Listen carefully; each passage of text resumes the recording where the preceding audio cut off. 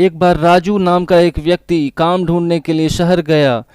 वह कमरे में बैठकर सोच रहा था कि किस चीज़ का व्यापार करें जिससे लाभ हो। यह सोचकर वह बोला चाय पीते हैं और बाइक लेकर चला गया। लेकिन रास्ते में उसने देखा कि हेलमेट जो लोग नहीं पहने हुए थे उनका ट्रैफिक हवलदार चालान काट रहे थे। वह भी आगे बढ़ा और ट्रैफिक हवलदार ने उससे पूछा, तुमने हेलमेट क्यों नहीं पहना है? तुम्हें चालान देना पड़ेगा, अभी सबसे मैं चालान ले रहा हूँ। और तो इसने पूछा कि कितना चालान देना पड़ेगा सर? तो उसने कहा 1,000 रुपये चालान देना पड़ेगा। बड़ा दुखी मन से उसने 1,000 रुपये दे दिए और फिर आगे बढ़ गया।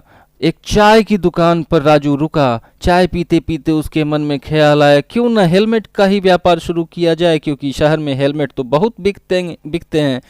इस सोच के साथ उसने हेलमेट की एक बड़ी सी दुकान खोल ली जिसमें तरह तरह के हेलमेट थे, क्रिकेट से रिलेटेड, बाइक से रिलेटेड, स्कूटी से रिलेटेड, और हेलमेट बहुत सारे सुंदर भी थे।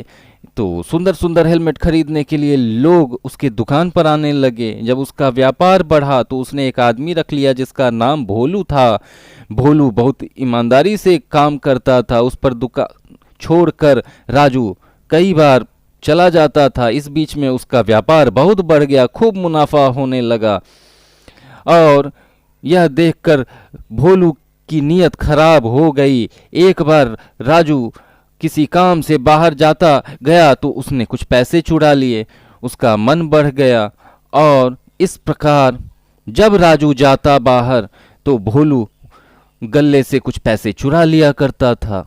और राजू आने के बाद जब पूछता कि इतने कम पैसे कैसे आए, तो वह कहता कि आज सरकार, आज व्यापार कम हुआ है। इस प्रकार बातें चलती रहीं। एक दिन की बात है, राजू किसी काम से अपने घर जाना चाहता था। उसने भोलू पर दुकान छोड़कर घर जाने की सोची तो भोलू तो खुश हो गया और इधर राजू के जाने के साथ ही उसने पैसे चुराने के लिए निर्णय कर लिया।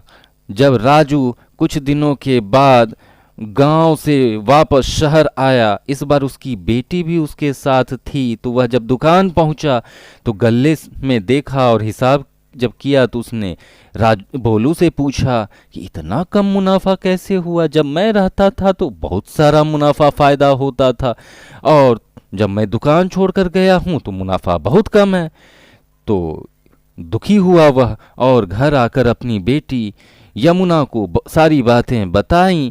यमुना ने कहा, हो ना हो पिताजी, आपका स्टाफ जो भोलू है वही कुछ गलती कर रहा है।